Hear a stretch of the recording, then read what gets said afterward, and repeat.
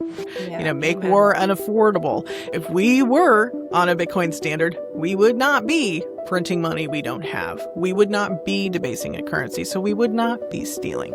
Therefore, we would not be harming, which is ahimsa. We're Yeah. getting the cruelty out of the world because, if we're not printing money we don't have, then we're not paying for things we can't afford, like missiles, like war. There is hope if you look for it. That hope is Bitcoin, and if you're in a bad place, there is hope, and that hope can be the system of yoga.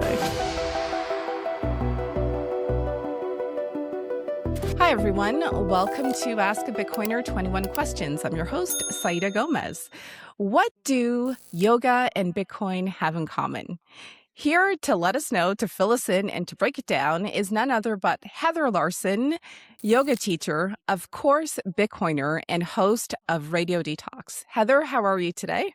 I'm great, Saida. How are you? I'm good. In our pre-recording chat, I was telling you how with the time change, I got a little confused and stuff, and I opened the studio a bit early. But you're here. Here from ungovernable Arizona, where we do not change our clocks.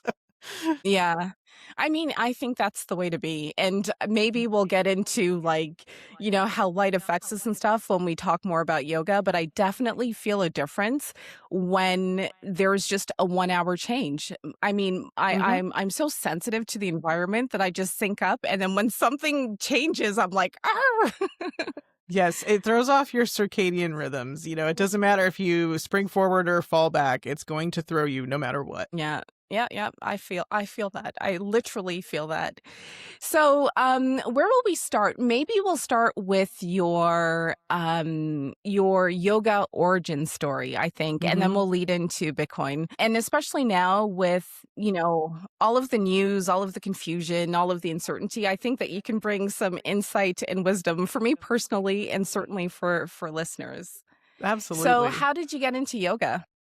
So yoga and I go back 30 years. So we're going back to 1996, and I had one of my first, regular jobs as a teenager, and I had a car, so I had a little freedom for the first time in my life, and of course that drew me to my favorite thing is books, right? So I'm going to bookstores, and I find this ridiculous yoga book, and I like dating myself here in every way, but it was $5, which at the time was like a pretty decent expenditure for somebody with their first job and first car. But it was this 28-day yoga plan by Richard Hittlemans, and it was like a little paperback, black and white, and I just went through it. I didn't my town, I grew up in the Bay Area, but outside of San Francisco, and so we didn't have Oh, really nice. more than one yoga studio in my town. So that's how I came to yoga, was through a book. And I had not even a real yoga mat. I had like a terrible fitness mat that was just kind of plasticky. It had like foam, and it made terrible noises. I had no equipment.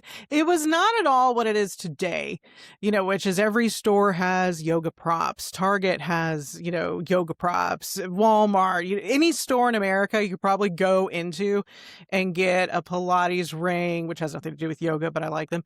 And you can get yoga blocks Yeah, I and a love them. yoga I've got mat. one here. Yeah, they're so useful for fitness and for just like getting your anatomy in the proper position for certain things. Like very, very useful. But I knew none of this in 1996. We didn't have the internet that we do today. We didn't have social media. We didn't have, girls, young, beautiful girls doing like model quality poses and all the fancy photography. We don't have any of that. I had a $5 black and white book 30 years ago, and I went through it one day at a time. I just followed it to the letter, and I was like, this is great.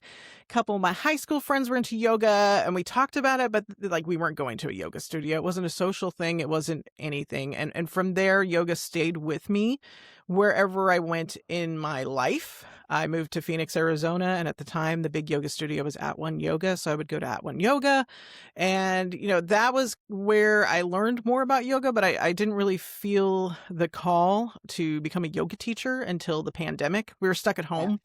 I attended an Yeah. online yoga school. It's called Lifted Lotus, and I signed up to do my yoga teacher training finally. I was already working in a yoga studio. Oddly enough, I was doing Reiki sessions at White Dove in Wichita, and Dale, the owners, yoga teacher. He was the original yoga teacher of Wichita, and White Dove used to be in downtown Wichita. Right now, it's off of the freeway, and he's in his 70s, and he's still doing this yoga business that he's done for more than 30 years. So, there was some Yes. good tutelage and mentorship there. And then during the pandemic, I signed up for this yoga teacher training. Then I get COVID, and so yoga became something completely different. At that point, it was more healing for me than it had Mm, ever been, because it was there's so much to yoga. It's more than the postures. It was spiritual, it was yep. mental. The brain fog was a major issue for me to get over. So I was trying to trying to learn Sanskrit with brain fog was like an experience, and so in the end, it was like this came to me at the right time to become a teacher because it was the whole package of, because I had a breathing problem. I couldn't even sit up straight to breathe after my illness. And so Wow. yoga had to kind of help me rebuild from nothing. I couldn't even remember to take my keys out of the door. My neighbors were concerned about me.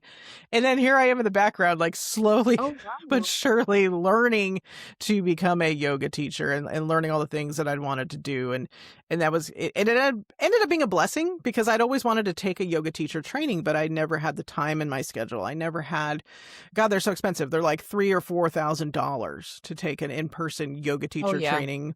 And so this was a self-paced, which I needed very badly, learn at your own pace kind of thing. And I still do these online trainings, and I go to yoga classes, I go to yoga studios as well. But I am an intense studier of yoga, and I don't think it's like Bitcoin. I'm never going to run out of learning to do. This is a rabbit hole I'm Yeah. never going to climb out of. Never. I'm going to be here for life. Yeah, and I love the way you say that because I started yoga in, I wanna say 2009. So after we moved here, I got a job, and one of my colleagues, was like, "Oh, we should have yoga sessions at lunch." And I was like, "What's Yeah. that?" Like, "Let's go for it," you know? And Uh-huh. I honestly thought, I'm quite vain. I'm, you know being honest as possible, but I honestly Mhm. thought that it would be like what you described kind of thing, like, beautiful postures and whatever. And there is a yoga studio here called Inner City Yoga, Mhm. run by an amazing, amazing, amazing woman. And I think she came to give a few classes, but then she sort of handpicked her teachers, and they would come in to give Mhm. classes. And I learned that, like, the asana, the pose is almost secondary. Mhm. It was like an eye-opening experience, and it took me on a journey where I was like, "Wow, I really don't know anything to what you're saying, and I've got, like, Yeah. an entire lifetime of learning in front of me." Mhm, yeah, people think that it's going to be fitness, and they think they're coming in for a workout, and that's fine. If some people come to yoga that way, that's great. They may stay there where they think it's just fitness and it's just about looks, or asana, Yeah. the Yeah. postures, the prostrations. They think it's just Yeah. about that. And if you keep drawing them in, then they will learn over the time, like, oh, I can connect to this practice, with whatever my understanding is. Yeah. And I think that's very similar to Bitcoin too. I can connect to Bitcoin with whatever my understanding is. However I get there is, at least I'm there, right? So some people get into it Yeah. because they realize, like, oh, this is more than fitness. This is, maybe my body feels good because now I'm moving. I've changed up my routine, so at least I'm not sitting at a desk or whatever you normally do. And now I feel different. And Yeah. now at the end, there's this shavasana, voodoo that they do where I feel totally Yeah. relaxed. And that's a new experience for a lot of people. Yeah, and this is gonna sound so basic, but breath and breathing. Because, I mean, Yeah. obviously, we're always breathing, right? But, no, Yeah. not at all. And I realized, No. and, so this kinda ties into Bitcoin.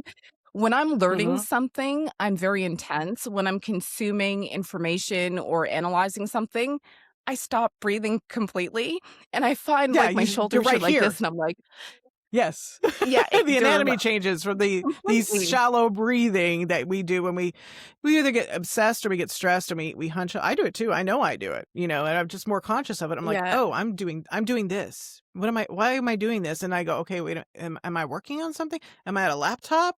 Am I stressed? What am I thinking about? What's going through my mind? Yeah. Because I'm catching myself doing this scrunching thing, and I'm over dramatizing it right now. But I realize that I do that, and I'm getting tight trapezius muscles. I'm getting the pectoral muscle. This whole Yeah. thing, it's a chain reaction in the body, and like the longer you do this, the more you see the effects of yoga. And it is breathing, and one misconception about breathing is that people, you'll see it, you just tell somebody to breathe deeply and they're gonna go like this, and they're gonna raise their shoulders up, and Yeah. it's like, no, we're trying to breathe into the belly. We want, it's maybe not Instagram perfect, but your belly has got to expand. Yeah. That's what breathing is. And so it's just kind of becoming aware of that breath, and like, oh, am I just breathing to like right here, or am I breathing all the way down into my belly? And how often am I able to course correct and go, okay, I need to take a deeper breath. I just need to calm Mm-hmm. myself for a second, and like, okay, the shoulders can roll back, the neck can extend, I Yeah. can lift my chin, because we get tech neck. I work at a laptop. I mean, I'm working in tech. I'm Yeah. working. Totally. It's so easy to get this like tightness, this tech neck, and we all do it because we also get on our phones, we get on our iPads, tablet, whatever, Yeah. and this has become a part of life. We kind of excuse me. We kind of have become, so accustomed to working online. We were so accustomed to everything we do requires software. So everything we do requires this weird posture. And I see a lot of people come to yoga Yeah. class and they think that they can't support themselves with their wrists, for example. And it's not that at all. Yeah. They think that they need to have more flexion in their wrist. They think that they need more range of motion because they're maybe getting carpal tunnel. Maybe we're just sitting on a mouse for so long, on a keyboard. And it's like, really, no, Yeah. we need strength. You need strength in your wrists. You need strength in your forearms. And that's going to make you feel better. And all these things are like death by a thousand cuts. It's just happening, right? Yeah. We're not aware of Yes. it.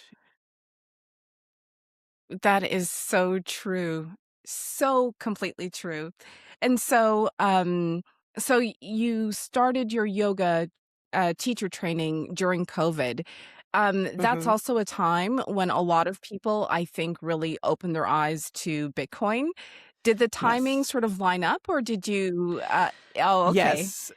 Yes, 2020 began, and I went from I had been doing social work and journalism at a radio station, and worked in the addiction field in 2019. I got really burnt out, so Mm. I left. I quit. I ended up working in TV in Wichita, Kansas, and TV started out okay.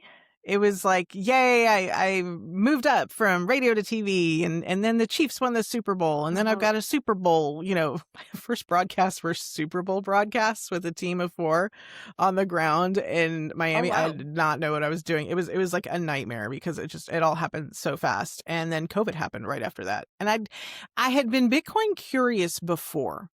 And so I'd been kind of dabbling, and I'd been watching like Max and Stacy podcasts, and Simply Bitcoin. And Yeah. I don't know I don't remember like specifically when the tipping point was, but working in TV in 2020, I'd covered elections before. I'd been in broadcasting since the late 90s, and so I'd never covered a pandemic election before, right? There was never a pandemic plus an election. And I was questioning a lot of things, and I was Yeah. home a lot, and I was doing like 2 things. I was practicing yoga, studying yoga, and I had a Bible study. This was my life, like an online Zoom Bible study. Oh, And then I good. When? also got like firmly into questioning things to the point of like, I was doing my genealogy, and I was wondering, well, why am I in the United States? How did I even get here? Whose fault is this? And it's, of course, my Yeah. great grandfather came here actually yesterday. It was like April 7th, 1902, arrived at Ellis Island, stateless, from Poland by way of Bremen, Germany. And I was like, okay, Oh, so wow.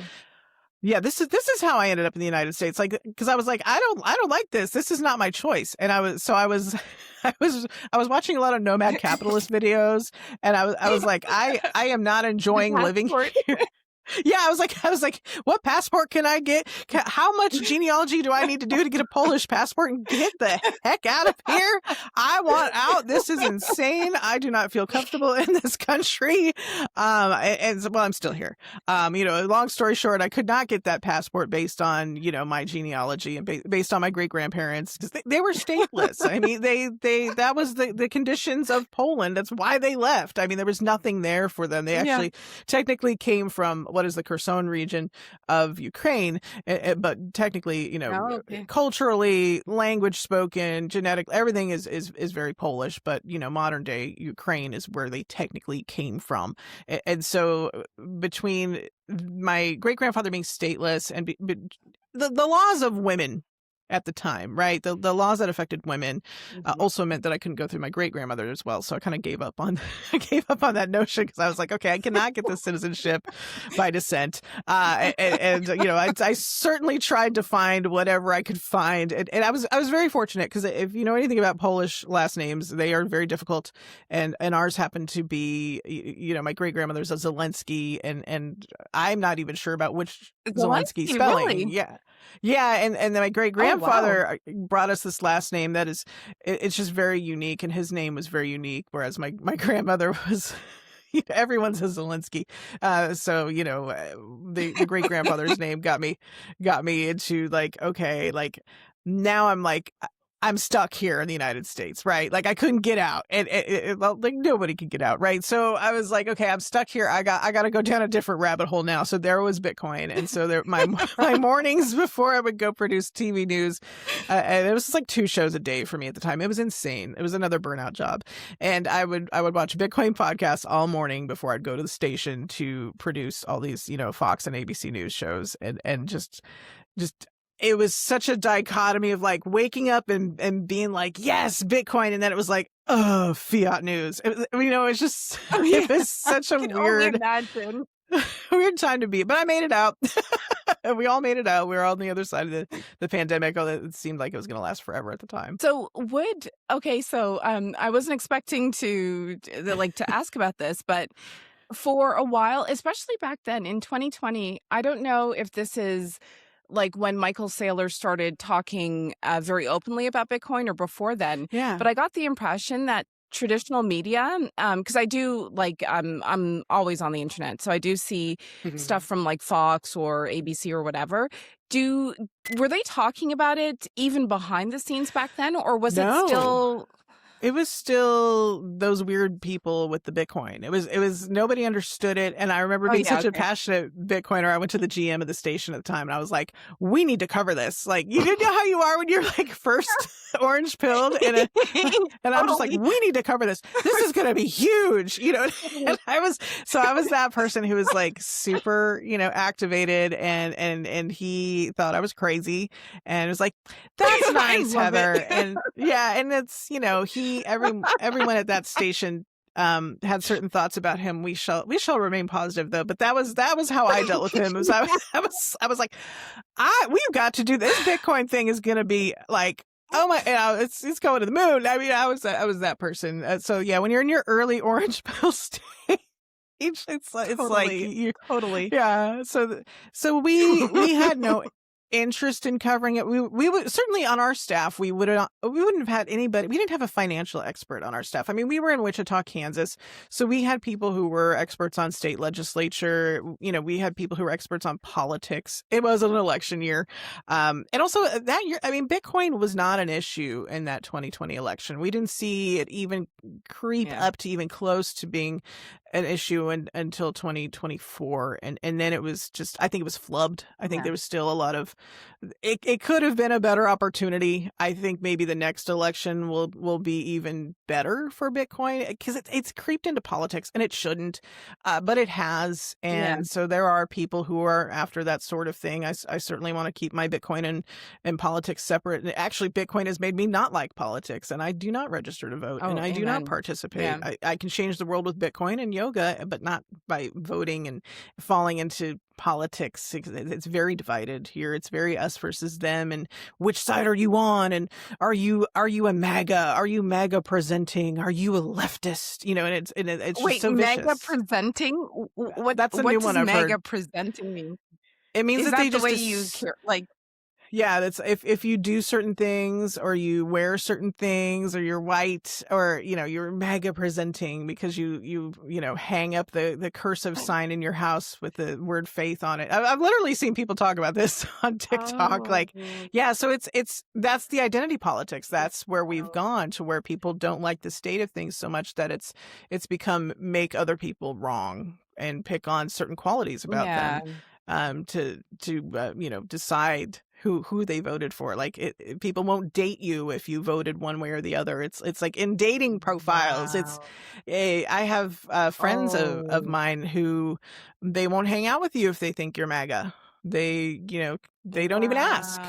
They wow. just assume, and then you're not invited anymore. And the people I've known for many years, and so it's been very sad to see, and so when Bitcoin gets pulled into that because Trump Yeah, speaks about it at the Bitcoin conference in 2024 and they make a big deal out of it, but he wasn't really, if you paid attention to the speech, which I did watch, you realize that he was just mhm. using Bitcoin. He didn't Oh, understand it. There was definitely.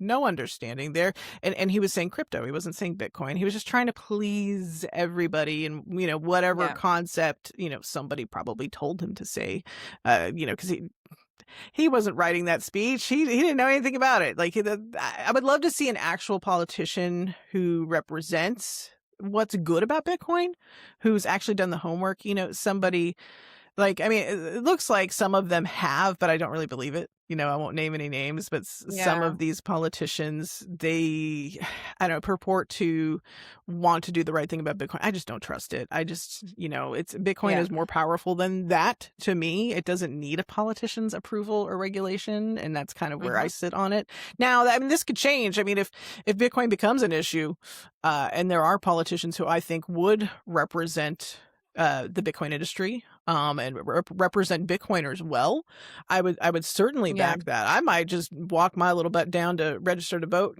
toot sweet. I might just do that, but yeah, we are not there yet. We are still, we're in a dark place in the United States, and there's no denying that. And it's, especially when I talk to people who are outside the US, I'm like, hey, none of us want this. This has happened. This is yeah. I know people who are trying to stretch grocery budgets, and I just paid $60 for a tank of gas for the first time, and it's ridiculous. The Six economy is ridiculous. si $60? How many, okay, I work in Yeah, liters, so how many gallons? 12. So it was Um, $5. It was $4.99 a gallon. yeah, I don't know okay. what that works out to Uh, in liters.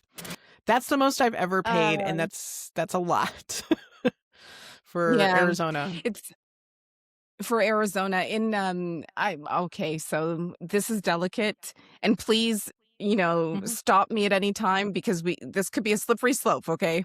But, Okay. Uh, when I, came to Europe for the first time, I was shocked at the prices, especially when you convert it back to Canadian dollars. I mean, Canadian dollars, you can't even call it a dollar, like, but if you convert it to US dollars, it's just ridiculous. So Yeah. now, yesterday, it was a 1 franc 99 per liter of gas, and I think that Mhm. that's just under $10 per gallon, Ooh, and that yeah. was up, from, like, 194 or 195, and then before February 28th, I think the price was about 1 I wanna say 184 or 189, so we've seen, like, a huge spike in price. It's insane. I think the most expensive I can recall somebody telling me recently was probably, I'm going to say either the Bay Area or Northern California, close to home, was probably about like 7.99 a gallon. It's always more expensive in Yeah, California. wow. Like, I thought it was bad last year. I went to Yeah. Southern California. It was $4.99 a gallon. I was like, "Wow, I can't wait to get back to Arizona. This place is bananas." The cost of the everything, Yeah. the traffic, and then, here we are in Phoenix in 2026 paying $4.99 a gallon. I think it's back down to like $4.89 a gallon. Ooh, 10 cents off. But that's hitting people where it Yeah, hurts. really. That's people aren't most people in the United States aren't ready for what's coming. And so that's something I think a lot about is like, how can I help with Bitcoin? How can I help with yoga? How can I Yeah. help with both? Because I see a lot of people hurting, certainly more than when I was a social Yeah. worker, more it's different now. Things have Yeah. drastically changed since I left the field in 2019. And so that's very on my mind of like, how do we help right now with these things? We know Bitcoin is hope. We know yoga can help as well, and these two things together can help. Help the world in their own special ways. And I constantly think, well, how do I apply this? How do I reach people where they're at so that people, because Yeah. you're not reaching people when you're just looking at like hot young girls in tight, booty shorts, doing crazy poses Yeah. on Instagram. Like that's not going to reach somebody who's paying $60 to fill up their small tank, 12 gallons of gas. We've just got to read the room here. Yeah, I totally agree. So what do you think? You said Bitcoin is hope, and what do you think Bitcoin and yoga have in common? And what is a sort of I don't want to streamline anything because they both, Hmm. as we mentioned earlier, they both have such depth that you like you need to take the deep dive when you're Yeah. ready and eventually. But how do you see the two together helping people? Like, what outcomes do you see?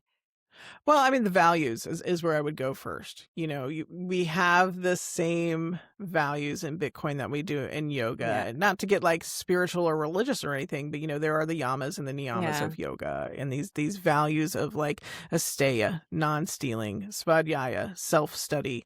Bitcoin gets to the point where there's no stealing, right? Anybody can steal any kind Mhm. of money, right? Anybody can exploit, but the system of Bitcoin solving the double spend problem, getting to the point where Mm, if we were on a Bitcoin standard, we would not be printing money we don't have. We would not be debasing a currency. So we would not be stealing. mhm. Therefore, we would not be harming, which is ahimsa. We're Yeah. getting the cruelty out of the world because, oh, if we're not printing money we don't have, then we're not paying for things we can't afford, like missiles, like war, Yeah. make Amen. war unaffordable. And so the values are aligned to me with Bitcoin and with yoga. And, I can go pretty deep, obviously, like the Yoga Sutras are the yoga scriptures. This is where we get all of the ideas we have about yoga, the off the mat yoga. So if you get into the Mhm. scripture or Yoga Sutras, you start to learn about all these different values and all the different methods of practicing yoga. Everything from breathing to just chanting Om, just things that are super simple and Yeah. they go down to being granular. And so if, we look at how Bitcoin and yoga are similar, I start with the values. And then, I could give you an entire list. I could keep you here all day of saying like, hey, both of these things are very aligned. They're very misunderstood. There are stigmas Yeah. about both of them. Oh, People misrepresent definitely.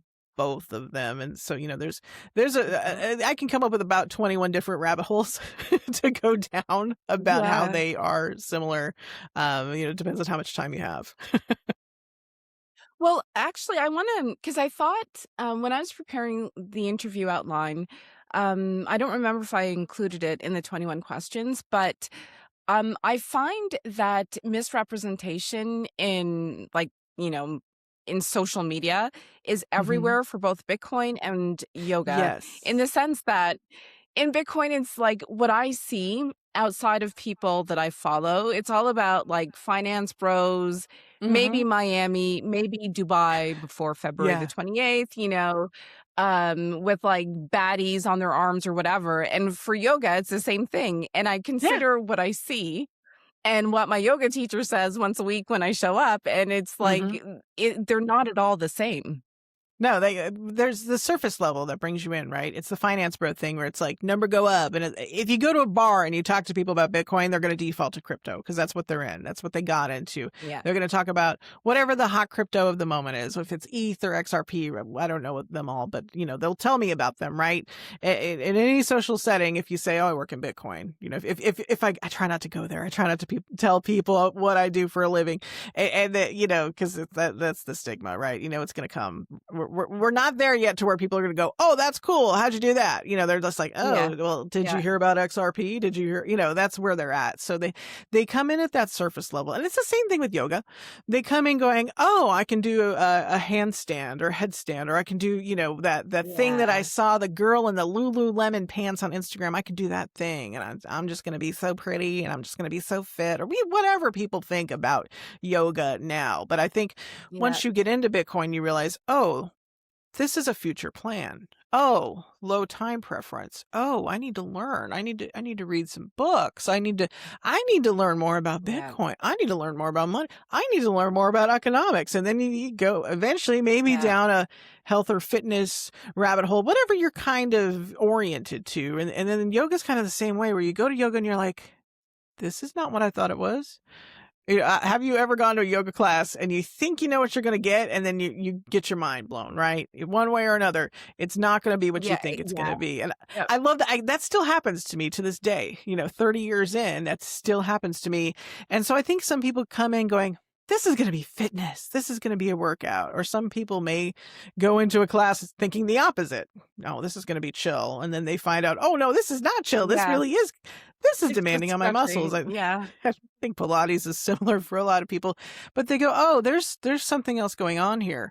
And then, you hit, for some people, they hit the Shavasana moment where you're lying in the end of the class, everything's quiet. Maybe the teacher is quiet. Maybe the teacher's coming around, placing your hand on your shoulders. Maybe the music is good. Maybe you're having this experience. Whatever conditions are present, you're having the experience where the point of Shavasana is found, where you're like, oh, I'm integrating all of this practice. Oh, I am totally relaxed. I have worked every muscle in my body, and I have let some things go. And I think people are more aware of this because of social media. They're aware of somatics. Yeah. They're aware that, oh, I did something in yoga. I opened my hips. I let loose some memories. Now I'm in Shavasana crying. So Shavasana is not always happy for people.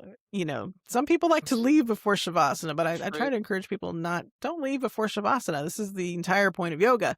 But that's when they start to see, like, this has changed my condition today.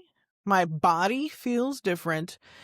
My mind feels different. Maybe they go home that night True. after a good class. Maybe they sleep better and they go, oh, well, I slept better. So what is this magic? What is this voodoo? What did she do to me? But it's really, it's nothing the teacher So did to you. It's what you do to yourself. it's your body. So what is this? Because I had a moment, I want to say like maybe 2 months ago, in Shavasana where tears just started coming to my eyes. Hmm. And I'm not sure like what part of my body released memory, or I don't even know what it Yeah. was. But like, how does your body store emotions or memories, or like, what is that about? It stores it everywhere. A lot of emotions and memories are stored obviously in the hips, right? And I have hip Uh, issues. I have scoliosis, so I have some unevenness in the spine and the hips. But also we're talking about your bottom chakras, right? So your root uh, chakra on up, and that has to do with your stability, your root chakra, your family, also like financial security, and the root chakra color oh, is red, and then you go on up, the system, and these are your energy centers in your body. So briefly in a word, where is all this stored? Where's all this emotion stored? Everywhere. You can have emotion locked in yeah. any part of your body, and the fact that you're moving your body, and it's not just, you're not just a meat sack, you're not just a bag of bones.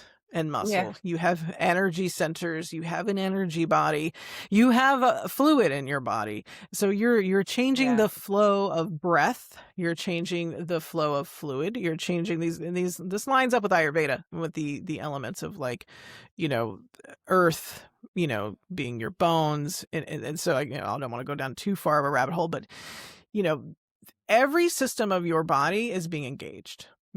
Every element of nature is being engaged. So things are Yeah. moving, things that are locked in that you probably didn't consciously realize were there are moving on a deeper level. That's why you're crying, because whatever, it could have been something that came from 2007 came up, and maybe you're not Yeah, conscious of it really. in the moment, but comes up in shavasana. I've had wild experiences over the years in shavasana where yes, emotion comes up, or you will feel tingling somewhere. Energy is moving, Mhm. in addition to your muscles, your bodily fluids, your air, your lymph, everything is moving. So this is, you're now in a flow. You were in a flow state in class, maybe, depending on the practice. It could have been a flowing practice, it could have been a restorative practice where you're holding poses for longer. But either way, you're moving your fascia. In daily life, if we're not getting Yeah. enough movement, which is probably most people, we live sedentary lives. Most of us are knowledge workers who are sitting at a desk. We have to counteract that. Yeah. We have to get moving. We have to go for walks. We have to get sun. Like I'm in a dark little studio right now, but later I'll be out in the world. I'll be moving around. I'll be getting some sun, some sunlight.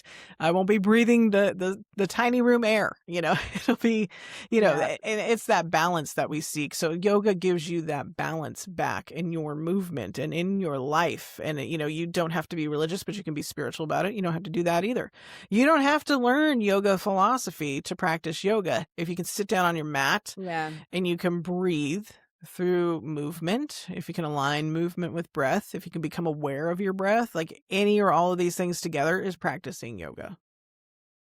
Yeah, I totally agree. I remember, I think it was like 2 weeks ago, um, our teacher so the class that I do is called Vinyasa, Mhm. and, we'll sit in a pose, often with, like, straps or blocks or something as support. We'll Mhm. do that for, I wanna say maybe 10 or 15 minutes, and then she'll talk about the theme of the day, and she was speaking specifically about breath. And then afterward, I said, that was really good because I always forget to breathe. And Yeah. so I said to her, the next time I'm like really concentrating, I'm going to breathe. And she was like, you're complicating things. Breathe first and then do what you're doing, like Yeah. put the breath first. And I was like, that's so obvious when you say it, but it didn't feel obvious, like, in the moment. Yeah. No one taught us this growing up. We weren't taught to breathe. And I say this as somebody with asthma, like I wasn't taught to breathe growing up. Nobody ever asked about my breathing. And anytime Yeah. I ever went to a doctor and complained, it took years to get diagnosed, by the way. It was like I was in my 40s before I got diagnosed. Anytime I went to a doctor, Oh, wow. it was, let's just medicate her or test her for like, a laundry list of things we know she doesn't have because we just think she's crazy. And it's nobody ever said like, how do you breathe? Why are you gaining weight even though you are very active? What is going on here? And it turns out, I had sleep apnea, asthma untreated. I would say for at least 10 or Yeah. 15 years, until I got like super sick. And that's when, the gift of breathing really comes home, Yeah. when you don't have it. Next time you're ever sick, or if you're stopped up and the sinuses aren't moving and you can't breathe, you're gonna be like, God, I just want to breathe again, because that's when you get it. When it's taken from you, you don't know what you've got until it's gone. And so nobody ever cares about the breath. And it's the most important thing. It is literally your life. What happens when we Yeah. pass away? We stop breathing. There's new studies Yeah. now about like when does consciousness leave, and people are saying now, science says that our consciousness leaves well after we stop breathing. There's still a consciousness there. And that Oh, does not wow. surprise me. If that is actually true, that doesn't surprise me. But when the body stops breathing, there may still be that consciousness there. And the state of that Yeah. consciousness when you die is actually pretty important. But we have to do a lot of work when we're alive. to get there. Yeah. But nobody teaches this sort of thing, of like, hey, Heather, you could probably better your health by breathing, or hey, you can better your sleep By apnea. You breathing. can better your asthma by breathing properly and becoming conscious of the fact that you're shallow breathing. We do it all the time because when we are Yeah. leaning over a Yeah. computer, that is when we shallow Yeah. breathe. And when we lean back, we open this up. Then it's like, okay, I can still shallow breathe even if I am in the correct posture. I have to be conscious of bringing the breath down to my belly, bring it all the way in. And, I've got to be conscious of that. I've got to be consciously doing that, going, okay, my breath just stopped there, like right around my ribs, right around my Yeah. diaphragm. But it's a more conscious effort. That's why we go to yoga. We breathe properly, hopefully for an hour, hour and a half, whatever it is. And then we leave and we're like, "Ah, I feel so good. Can I have this all the time?" Yes, breath Yeah. and movement More and please. syncing it. Yeah, because you get in that flow state too, where it's like if I'm consciously Yeah. linking my breath to my movement, that clears the mind a little bit too. It's all interlinked. It's all interlinked. So, I could, yeah, I mean, just go into, ask little questions and stuff forever, but I'm not Mhm. sure that it would be super interesting, for the audience to hear, my specific questions. But given given all of the information that is available to us, given Mhm. all of the media that's available to us, not all of it's very nice. Mhm. It can be a lot to it could feel like an avalanche, just details, and then with AI and, you're doing things, scope creep, you're hearing about, the end of Yeah. the world and stuff.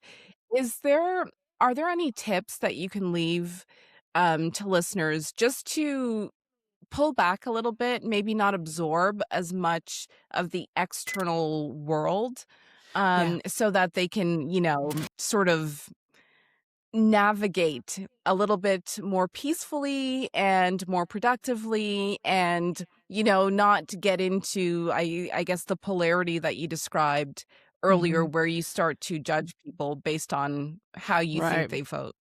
Well, we get there because of, wrong thinking, and like not to get too far into like the Sanskrit terms, but there's this concept of the kleshas that lead to suffering, and the avidya, again, leading to suffering. And there are these things that, we just don't perceive correctly. We don't perceive reality Yeah. correctly. And in that state, that's avidya. And so that's where we go, okay, how do I live in a state where I'm thinking correctly, where I'm thinking in a more realistic manner, and I'm not like falling for what I'm seeing in the world around me, and I'm perceiving reality correctly. Like that is sort of the goal. And like, how enlightened do I have to be to get there and live in that state where I'm not causing myself suffering by believing things that Yeah. aren't true? And like I think this is something Bitcoiners and yogis have in common, is where we question things, right? Is that really Mhm. true? Is Do your own research, right? We hear that a lot in the Bitcoin community. DYOR, do your own research, and because we Mhm. question things, and we may do our own research, and we may arrive at the correct form of thinking about something, or we get to a place where we maybe get some confirmation bias and therefore some cope, which is also going to keep me on Yeah. that Yeah. hamster wheel of incorrect thinking. So a lot of yoga Yeah. philosophy is about having that correct thinking and perceiving the world correctly. And sometimes we do tell ourselves a story. I do it all the time. I'm a yoga teacher. I'm here because I'm not perfect. I can tell myself a story about money as much as I can tell myself a story about anything in my life. And it just becomes bad, like cognitive thinking.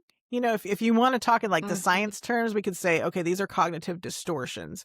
And in yoga, Yeah. we're calling it the kleshas. And then in Bitcoin, we can be incorrect as well. It's very easy to, as we know, misinterpret Bitcoin. And so when we look at this world that's Oh, kind of like definitely. this scary place right now, this drowned world of like darkness and nihilism, is that really the correct form of life. And of course, no, we don't want that. So how can I pull my thinking back around, getting away from the nihilism and finding that hope that I would get from Yeah. understanding Bitcoin and understanding that there is an end to the Keynesian economics. There is an end to the money printing. Like, it probably won't be pretty, but I know that there's hope, and I know that that's Bitcoin, and I know that maybe me being a Western person, it doesn't, Yeah. connect in the West as much as it does to somebody in the global South, to somebody who's like in Venezuela going, how do I get a remittance, sent to where it needs to be? Yeah. That person is kind of being rescued by Bitcoin. Somebody in Africa being rescued by Bitcoin because it's giving them a way to pay their electric bill. We see that with my friend Man Like Quex in Tanzania, where he put his music on Wave Mhm. Lake and Yeah. received sats from fans, and he's like, I can pay my electric bill. Like, so that's it. It kind Yeah. of depends on where you are in the world too, where it's like there is hope if you look for it. That hope is Bitcoin, and if you're in a bad place, there is hope, and that hope can be the system of yoga. It can be, parts of yoga. If you're in a place where your nervous system is shot because, yes, this is a stressful world, the price of gas, the job market, the war, Yeah. maybe you've got someone you love in the military, this is a lot of stress right Yeah. now for all of us. We're watching industries collapse. I saw somebody, Yep.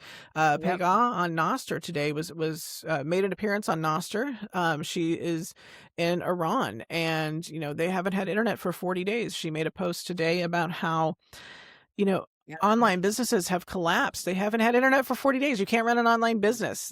People are losing jobs. They're not allowed to have internet. Yeah. She took great risk in getting onto the internet and great expense. I can't imagine what it cost for her to be able to communicate with us online. And so we look at this world and we go, can we believe this is the world? Can we instead maybe believe that human nature Yeah. is stronger, and that things like love are stronger, and that one woman in Iran can risk life and finance to be able to get on the internet and tell a bunch of strangers who become friends, and say, Yeah. hey, I'm Yeah. okay. This is hardly an ideal situation here, but I want to let you know what is happening. I want you to know what's happening, and I will risk myself to get the word out there. Like, that is so powerful to me. And she does practice yoga, which is why I mentioned her, and that I can have this, bond with a stranger across the miles, because she will post pictures or videos of her practicing yoga in her home in Iran. And that in itself is an act of resistance, and so we can find our strength knowing that, I think Bitcoin's going to make it. We can have acts of resistance that stem from that kind of belief and confidence. And then when we're tending to our bodies, minds, and souls with yoga, that in itself is an act. We look at the world, right? It wants to stress us out, but no, we can choose to sit down on our mat and breathe and meditate and have an act of resistance that way. We can keep life going. We can speak life in that way. Yep. Yep. And we can stack sats on top of it too. Yes. Peaceful acts of resistance. Mm-hmm. That's what it's all about. Awesome. Thank you. Thank you. So you've you've brought me back down. I'm like, conscious of my belly breathing. There you go. Heather, where can people find you to follow up, maybe ask questions about yoga Yeah. and Bitcoin? I remember, I think it was last year, you were giving online classes through Nostr, Yes. which I Through couldn't Nostr. attend because of the time difference. Where can True. people find you? I have not been teaching probably since the last year. I can do like private online. The capacity is low right now. So I do have a website. I've got like 21 ways Bitcoin and yoga are aligned up there. It's destinyarchitecture.net, because you are the architect of your own destiny. Personal responsibility, very important in both Bitcoin and yoga. So you can go to destinyarchitecture.net. I've got like a free mailing list, and any services of mine that you might be interested in, whether it's yoga, Reiki, coaching, they're all there. And then, of course, Nostr. Get on Nostr. Go to ditto.pub, join Nostr. My name is Heather Larson on Noster, aka Make Songs Longer. So you can join Noster in that way and communicate with me there. And I'm also on Twitter at writer Heather L, the letter L. So I'm pretty easy to find. Look for Radio Detox, look for Destiny Architecture, look for Heather Larson. You can find me and check out the work that we do. Awesome. Thank you so much, Heather. You're welcome.